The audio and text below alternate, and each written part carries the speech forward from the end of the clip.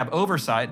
The big problem is that legislators have really done nothing, and they've let these bureaucracies move anti-democratically to install this ideology. Look, none of the legislators in red states said we want to have mandatory DEI departments in all of our K through 12 schools. None of them voted for critical race theory in the curriculum. None of them voted for radical gender theory in Florida, in Tennessee, in Texas.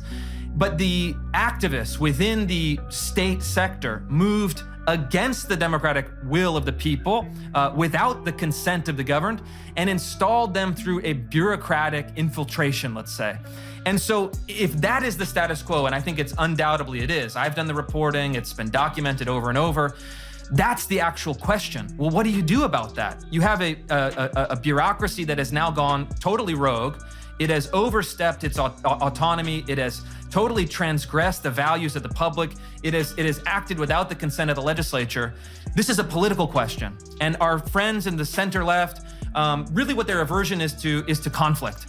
They maintain this position as the enlightened centrists. They feel like if they explain it well enough, they feel like if they go on a podcast, they feel like if they can, write a jazzy paper, that the world will conform to their good thinking.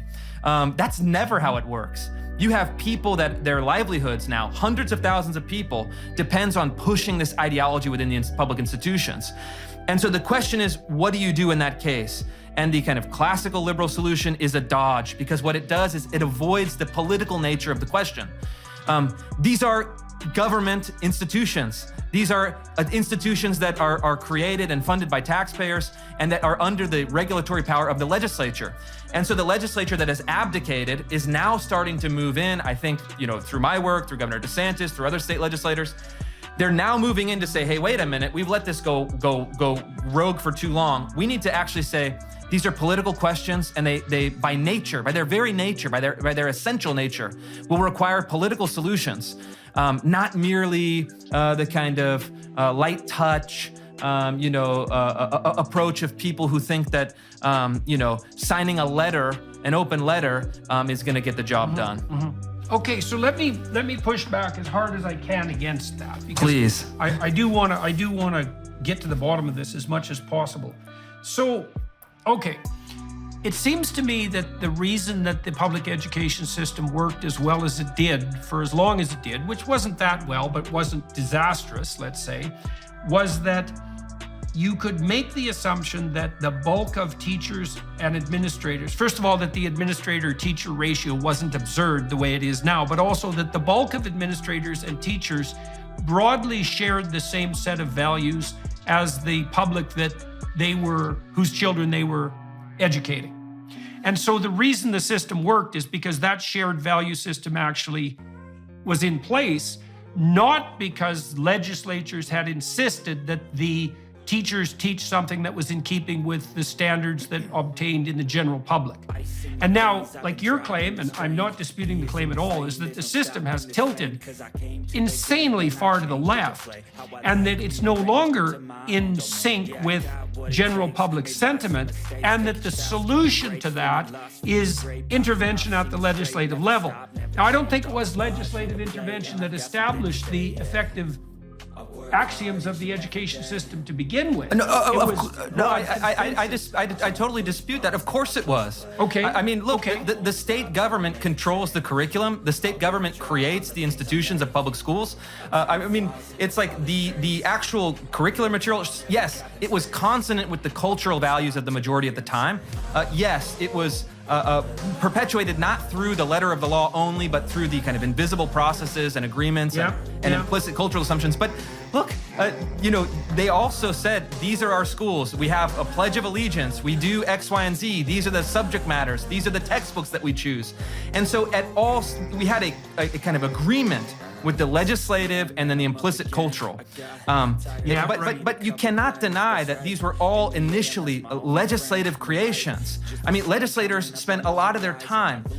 School boards, again, these are elected kind of mini legislatures for school districts.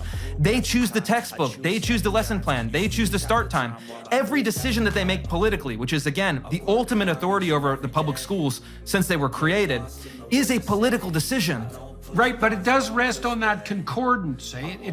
And look, again, I take very little issue with anything that you just claimed. I think the central concern that has been bothering me is the concordance issue. Like, it isn't obvious, and this is also why I was concerned more about eradicating the teacher certification hammerlock by the faculties of education, is that unless, like, it's very hard to legislate morality, even within a system. So for example, and maybe we can walk through exactly how you're doing that. Like, if there are legislative means, for example, to reduce the DEI bureaucracy, how exactly is that going to play out? Like, how do you identify the DEI proponents? I mean, some of them are going to have it in their name, but lots of them aren't. I don't understand how this is going to be implemented at the level of detail. And how do you know that the players here aren't just going to shift the terminology on you? Sure, I can get into that, but I think that the presupposition there is that you're saying that it's hard to legislate morality. But that's absurd. It has always been in the Western tradition. The law sets the moral rules. I mean, that's going from a kind of biblical basis to the founding fathers of the United States.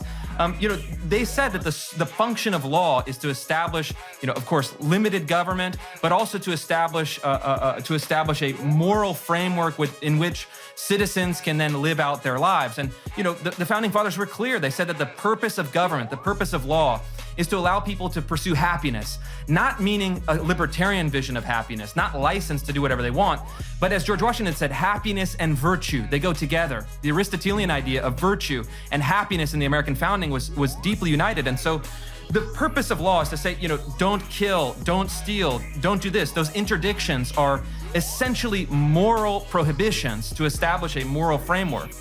But to the specific question is really a technical question. How do you define DEI departments? Yeah. Look, with Manhattan Institute, I worked with a team of very smart lawyers from Harvard and Yale and other places.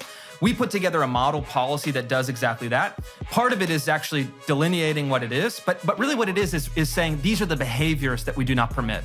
The government can no longer spend money on diversity statements, which function as left-wing loyalty oaths. The government can no longer spend money on mandatory diversity training, which functions as ideological indoctrination. The government can no longer tip the scales on the basis of identity, so it can't discriminate for or against individuals on the basis of their group identity.